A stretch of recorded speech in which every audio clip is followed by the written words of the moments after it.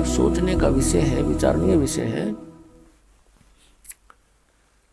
कि आप जिन कोठियों को, संपत्ति को, संतान को अपना मानते हो, ये आपका नहीं है। ये दूसरी बात है, क्योंकि हम जीव संज्ञा में हैं, ये हमारे बात समझ में आती नहीं। परमात्मा की इस रोशनी में कुछ दिनों के बाद आपको ये स्पष्ट दिखाई देने लग जाएगा कि ये अपने नहीं है। अपने नहीं है तो ये कौन है? ये नहीं कि इनसे नफरत हो, नहीं, ये परमात्मा के हैं, बच्चे हैं उस धनी के, हमारे मालिक के बच्चे हैं।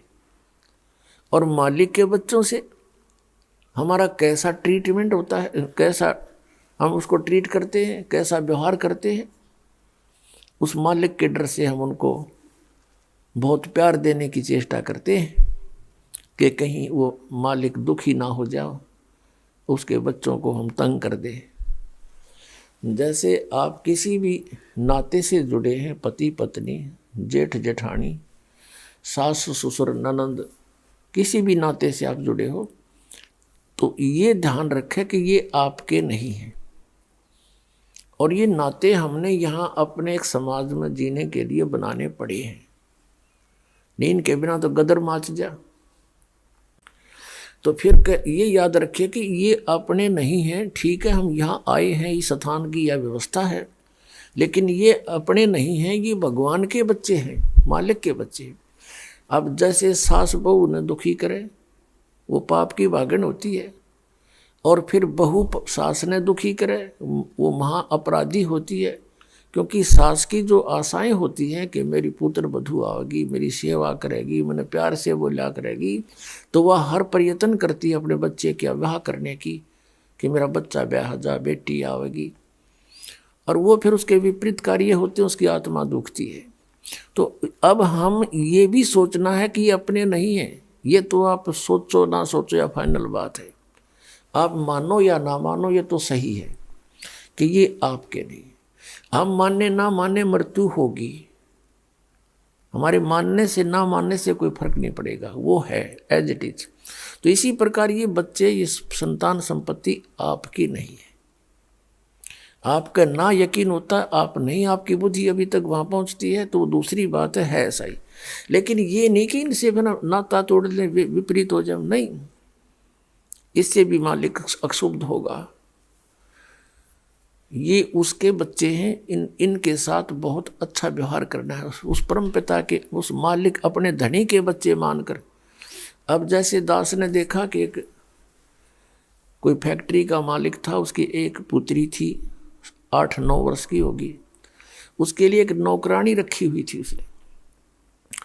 और उनकी कोठी से स्कूल विद्यालय उस लड़की का घनी दूर नहीं था, 1000-2000 फुट था बस।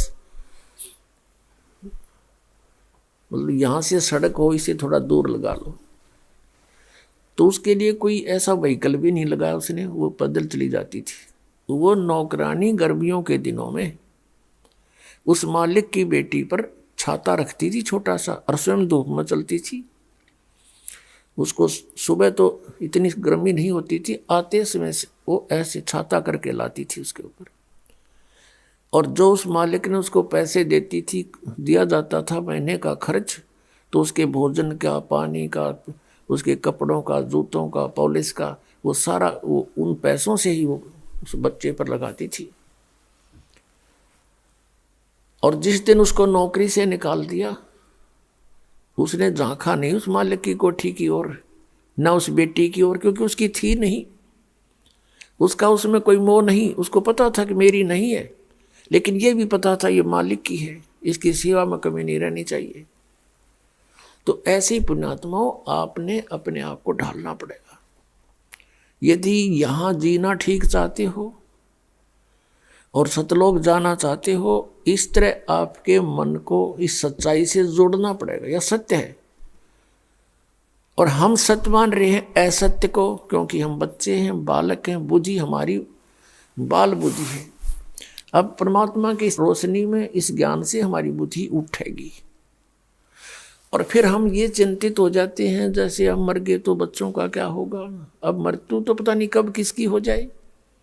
तो मरते समय फिर मनमाना काल का यूं भी दाव लग जा कि आपके छोटे बच्चे हैं, कोई 20 वर्ष का, कोई 25 वर्ष का, अभी क्या होगा। तो पुण्यात्माओं, कल आपको बताया था, पहले भी बताते रहते हैं कि परमात्मा ने जिस भी बच्चे की किस्मत में जो लिखा है वो अवश्य मिलेगा, चाहे माता पिता जीवो चाहे मरो, उसको वो प्राप्त होगा ही होगा। इस दास का बिटर एक्सपीरियंस है।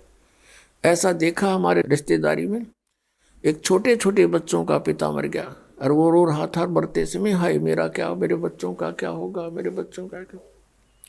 हम भी दुखी थे उस बात से, सचमुच इनका क्या होगा, जब तक इस दास को उपदेश प्राप्त नहीं हुआ था। अब वो तो होना था, हो गया, साल 6 महीने रो पीट के अपना सेट हुए और यहाँ कोई विकल्प नहीं। अब ये दास देखता है भाई जीवित थे और जो जिनका पिता मर गया था, आज वो बच्चे उनसे 21 हैं, हर्ष थी। तो इस दास को जब नाम उपदेश हुआ, ये घटना घट चुकी थी। इस तरह की बातें फिर दास को याद आई और फिर परमात्मा के चरणों में समर्पित हुए।